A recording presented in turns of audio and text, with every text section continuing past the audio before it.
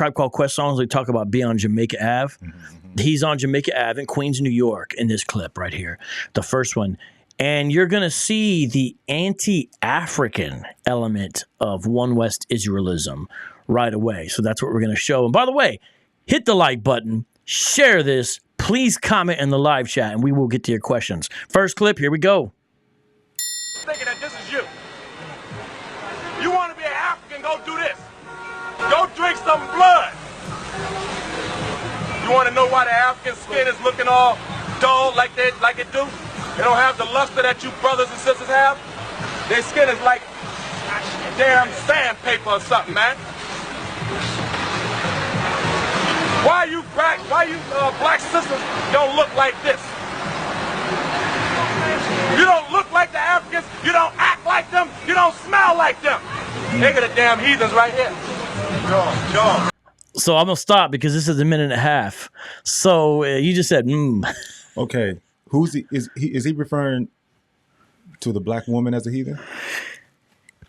So what it is Marvin, the Hebrew Israelites of this variety do not believe they are African.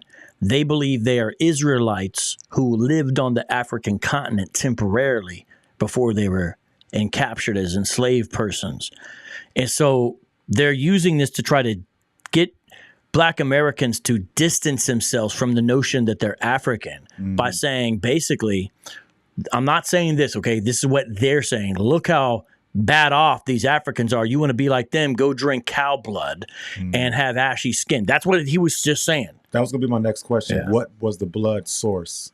It was from a cow. So there's these videos, or I believe so. That's my understanding. There's these videos and stuff where you'll sometimes see maybe tribes that seem to have a little bit of maybe backward practices, perhaps, and they kind of highlight those. They don't highlight advancements or positive or sophisticated. They tend to highlight perceived negative ritualistic behaviors. And so, when you listen to this, you're like, this is like something you think of like a Klansman saying this stuff. You know what I mean? No, yeah, I hear you. You don't think, but listen one more time and tell me if you see what he's saying. And so they're showing a picture from a book there. And this is in the early 90s. And Hebrew Israelism hasn't changed that much as far as this type of Hebrew Israelism. Not all Hebrew Israelites speak this way. But here we go again. Thinking that this is you. You want to be an African, go do this. But here he said, thinking that this is you. He's trying to convince them they're an Israelite. So part of the way they do that is look how bad off these African. So technically, wouldn't it be a difference between someone feeling they're African versus feeling they're African American? Because he said, well, see that chart up there where it says Judah at the top? That would be, if you're African American, they're saying you're actually of Judah. That's not an African though. They're separating the two. Gotcha. Which that whole chart thing is kind of, some of them are deciding that that's not actually real amongst themselves now, right? Yeah, finally, some of them are catching on the fact that it was invented essentially out of nowhere, as it doesn't have much fact. But see, now the video is very grainy, right? But you can kind of see it's an African child there, like kneeling down, and he's drinking it out of something. Because I've seen the clearer version of this in the modern era. But listen to what he's about to say. It's some messed up, and it's very sort of subjective stuff. That's like, is that really true? Go drink some blood. You want to know why the African skin is looking all dull like it do? They don't have the luster that you brothers and sisters have. I mean, he's saying you're superior to them, and he's about to say it's because they drink blood and stuff. I'm very thrown off by what his message. That's a lot going on here. You trying to keep track? I'm trying to. All right. Okay, we'll keep track. Here we go. It's like damn sandpaper or something, man. Why you? Oh, and you see she had the, like in Wakanda Forever and the lip ring. Did you see that? Yeah. Oh, yeah. Yeah, so they're I was going to ask, on, did they kiss? Like, they didn't kiss? Like, who? I mean, if that's in her lip, did they kiss? You know what I mean? Whoever her dude is. They didn't. I don't know. That's a good question. Well, they kissed. Somebody did something because there's a baby there. Why you black sisters don't look like this? So, why do you guys look better? So this is a way to get people to think we're not African. You don't look like the Africans. You don't act like them. You don't smell like them. All right. They got a different vibration, is how they would say it in their lingo. They got the damn heathens right here. So now he's actually panning the camera out to actual Africans amongst them and saying, there go the damn heathens right there. So there's Africans on Jamaica Avenue in Queens, and they're literally pointing them out. I wonder what his woman looks like. She's got smooth skin with no ash on it, apparently, because she doesn't drink blood. Here you go, right here. Bring that picture over here, Crush. Here you go. Wait, you hear the song? Let it go again. That's an old. Was that cute? That wasn't Q-Tip, was it? No. Isn't that wasn't it Ice Cube? Hold on, listen. Really? Oh no, Cypress Hill. I think that was Cypress Hill. Anyways, he's showing the African shop owners, but I just heard the song in the background. So what song was that? Somebody? I think it's from Cypress Hill's first album. But here, listen to this. Here you go. So you don't want to see your own people? Listen, bring it over here. He don't want to see his own people. Bring the picture over here. Put it up next to him. That's them right there.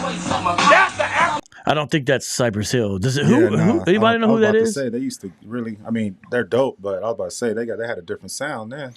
So he's now. I wonder if the dude is selling bootlegs, because it looks like he might be selling bootlegs. I can't tell, but he's literally panning the camera around, showing the African gentleman and saying, "Look," and then they bring the book up next to the guy. Imagine seeing this in the street in real time. Yeah, that's too much. Hey, who's this? Is that your friend, Mars Life? That's my son. What up, son? Oh, hold on. You know what? You want to give him a little something? Shout out to Marv's Life. Marv the Third. What up? Yeah. Hey, shout out to Bree and Babes as well. All right, so watch this. Here we go. So you don't want to see your own people? Listen, bring it over here. He don't want to see his own people. Bring the picture over here. He don't want to see his own people. Like, he knows he's from that particular group. It's in the book, you know? Right. Just that's disrespectful. General Yasser Wan, you should be ashamed of yourself. Look at this. This is crazy. You see the time on here 1 year ago? Mm-hmm. This religion's growing in popularity. They're starting to go into archives and upload the old ones. This has only been on internet for a year, this clip. Yeah. You see what I'm saying? They're uploading the classics here. So there's not a lot of tact in messaging. Not a lot of tact. Because I'm all for believing what you believe in. But for me, a big part of things is having tact and respect in the approach to people to try to get your point across. No. That's not something to even wait for. They don't care about that, man. You're looking at the wrong religion here, man. But here we go. Put it up next to him. That's them right there. That's the African right there. These are not your people, man. Selling these damn pocketbooks and tapes. Oh, he is bootlegging, though. I did call it. He is bootlegging. Yeah. You know what I'm saying? He is because I got some of the clips I forgot. Hey, what J's are those? Are those J's? Oh, I couldn't even tell you. I had the Pro Wings and the XJs. I had the XJs. The main XJs, I'll tell you that. Hey, can you put the mic a tad closer? Because I'm deep and low, and I want you to be deep and low. Yeah. There you go. So the young man right there is probably the one, I know, right? He's probably the one playing the music. Yeah. Okay. He's like, come buy my wares, you know? Yeah. This bootleg. Hey, when you buy bootleg tapes back in the day from the flea market, though, Marvin, you get it and you put it in like this, and the writing just swipes right off. the white little writing, you knew it was a quality bootlegger if you didn't wipe it and the writing stayed on. That was a quality bootleg. I got a bootleg once. Side one was the same as side two. Oh, man. Yeah, they did that to you sometimes. You get side one and side two. Or a quality bootleg is when instead of the inside of the flap jacket wouldn't be just pure white, because usually it was just pure white on the inside, just only the cover. Wow. If it had something inside it, like, that's a quality bootleg. You remember the Empower boxes, the energy to get your electricity, the Empower box, you pay as you go? No. You go you get this box installed, and then you go to the store, the Food City or Albertsons with the card. Yeah. You put your money in the machine, then you load the money onto the card. Yeah. Then you go home, stick it in the box, your power cuts on, and it tells you how much money and time you have on your power. Really? And when it beeps, you're about to run out of power. So I used to burn my CDs when it starts beeping. I used to burn my CDs and go down to the corner. Like, hey, man, whatever. Well, I'll take whatever for it. Okay. Make like $5, $20, $25. To keep your power on? Go put. I try to turn it into a bar, but I haven't found the right bar yet, you know. You know how in hip hop they used to use the street lights to hook up all the equipment? Yeah. I want to correlate something like that with energy and my music and but I don't want to force it and it don't sound dope. What he's trying to say is he wants to put that in his raps, but he can't figure out how to do it yet. Word. I don't know, because you said bar up. I don't know. People are like, what are you about to, okay, how you pay his, but it was fine. But all right, here we go. The dude, that's such a classic still. Yeah. Oh, look, Carrie Johnson says, we have those here in Yorkshire. So you're from the UK. Harry, okay. I've seen some clips of them. By the way, shout out listening all the way in the UK. We greatly appreciate that. You know what you deserve. You do a little. Thank you, Harry. All right, let's play this clip, though, again. There's only 5 seconds left of this, I think. Not your people, man. Selling these damn pocketbooks and tapes. Trying to play like they're your people, man. To make money off these Negroes. They're a bunch of faggots. That's what they have to know. Wait, did you hear what you said? Play that again, because I'm looking at the disgust and the anger on this young man's face. And I'm just like vibing with his pain and frustrations right now, you know? And I kind of tuned dude out. But yeah, let's hear it again. I was wrong. There's more than 5 seconds. I read it wrong. But he just said they're a bunch of F-A... Oh, yeah. I heard that. Yeah, like what? Man, imagine this being the you know, we understand. Like, so I'm a Reformed. I'm a Calvinist. I don't think John Calvin was perfect. But imagine the forerunners of your religion. Now, the forerunner of my religion ultimately is Jesus Christ. Okay, I'm just saying. But imagine the forerunners of your religion being these guys, like these being your Grandmaster Flashes. You know, Melly Mel. Yeah, this is your guys' Melly Mel. Trying to play like they're your people, man. To make money off these Negroes. They're a bunch of faggots. That's what they have to know. And when the Lord sanctions it, we're gonna put them to damn death. And when the Lord sanctions it, we're going to put him to damn death. This dude can't wait to kill Africans. So this is definitely new for me because some of the stuff I tend to have seen, it was always typically against anyone not of the same skin color. Mm-hmm. So this is why it's a lot for me to take in right now because my mind has to kind of adjust to seeing this and hearing it. Now I get when someone comes against them. But this dude is just chilling. And so this is like their doctrine. This is something they really, Shout out to Mark Lawfrom. Looks like we got another person from the UK. This one from Birmingham, not Alabama, but UK. Big up your work. Thank you very much. You get the applause too. And someone is saying, how does he know he's African? So listen, they're out there teaching. They kind of know the lay of the land. They're in Queens, and I think they know these shop owners. You know, you kind of know, and once you talk to them, especially, you know what I'm saying? So I think he is right about that. You know, he's not guessing as far as that, but he's trying to create distance, and he's doing it in a crazy way. He just said, when the Lord sanctions it, we're going to kill him. Look how angry he is. It's like, man, this guy, it looks like a wrestling promo. And when the Lord sanctions it, I'm going to body slam. You remember when Booker T messed up on live? Well, I have another friend who thinks that's the funniest clip. Whenever he's depressed, he plays that clip to start laughing. And I didn't think it was that funny, but you think it's funny too, huh? I could not believe it when I saw it. I was like, whoa. I thought something like that would have happened sooner, to be honest. Man. You know, because once you get into that, you know, Man. It is funny, but he and you, I think it's a lot funnier than I do. But all right, well, here we go. And when the Lord sanctions it, we're going to put him to damn death. And we're going to put these other heathens to death. These damn Chinese. You should get together and shut them down. You should get together and shut these damn stores down. I mean, what's he saying? I guess he's saying, like, shut down the bootleggers. Now, you know who might agree with this? Tupac. Have you ever seen that classic clip where Tupac confronts some bootleggers and he knocks over their stuff? Yeah. So I guess Tupac might agree on the bootleg angle. That's where I'm going. Right. I'm just trying to get some agreement here. My job is done here. He walks away. Man. I hope he didn't stop that brother's money for the day.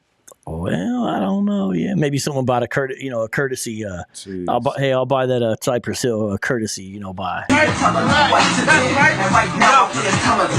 really want to know who that is in the background. Did anyone ever say in the comments? No, no one did. It sounds. Someone says it's step off. No, but that's oh, you're talking about that's Grandmaster. They're talking about. Mel. I don't know who that is. Give me the book of Ezekiel, the 9th chapter. So there you go. Notice how they put 1West in their title, because so they were to address 1West 125th Street. That's why we call them 1Westers. Okay. Yeah, so that's what that's from. So, and it's a classic. Yeah, that's the title they put. That's why I actually left that. It makes the video a little messy, but I wanted people to see that there's guys out there considering these are the greatest hits. So, what do you think? Think that's example, Marvin, of loving your neighbor? No, absolutely not. Yeah, you might have a point there. So, I mean, that's like one of your first experiences as far as this. So it makes more sense, when you hear about some of them packing and carrying. It makes a little more sense if you're this aggressive. Yeah, you probably do got to watch your back at times, because that made me angry. Like, I got a little angry here. Right. You know what I mean? I spent more time on this clip watching the young man's reaction to things, putting myself in his shoes and feeling how I would feel if somebody was out of line. You know what I mean? Mm-hmm. It's one thing if Tupac or whoever's artist he's bootlegging came up and addressed the young man. That's different. They got some stake in the in the topic and in what's going on. But yeah, that's just a violation. I'm not too big on disrespect. I'm not too big on that. I mean, they're kind of. It's a real shame because here, let me flip this over here. They're using potential prejudice against like immigrants, like against them, within the community. You see what I'm saying? Mm-hmm. Like it's real. I mean, it's by definition really divisive. It's like real tragedy, man. So I got some other good ones we're gonna play. But I also got some images too, so we might get into some images as well. I got some pretty great images. It'd be interesting to get your reaction to some images here. But you have seen in your life, you've seen some guys on the corner for real here in Phoenix, like maybe once or twice. Oh, yeah. Where was I at? I was on Apache and Hayden. Oh, you're out east. Yeah, this was a couple years ago, and a brother was out there. He was shouting and talking. I was on the other side of the street. And we locked eyes. So naturally, what I've been doing all my life, when you and another brother lock eyes, you hit him with the, what's up? Yeah, the upwards nod. And he kept looking at me. He said, "Are you in?" Wait, what? That was his opening line? I said, "Excuse me?" Because I didn't know. It sounded aggressive, but we looked the same, so I didn't know. I said, "Hey," like 2 more rounds of that. "Are you in?" Like he stopped and kind of flexed, had a half cut off shirt. And, what in the world? Yeah, I said, I hit him with, I'm a black man, I'm a father, I'm a this, I'm a that. Yeah. He said, "Oh man, like get out of here, man." I almost walked across the street. I walked halfway across the street. I said, "Come on." I said, "Man, why you got to talk to people like that? Like just go on about." Like, "Man, get out of here, man." I said, "Man, put a shirt on. Like you out here with your stuff hanging all out." He said, "This is a chest. This is a real man's chest." I said, "All right, you got it, homie." This is a fascinating conversation. I said, "You got it, homie." Okay, bro. Wow, okay. How many roads, too many signs, I can't read them. Wouldn't recognize the turn even if I seen it. Been driving all along, feel like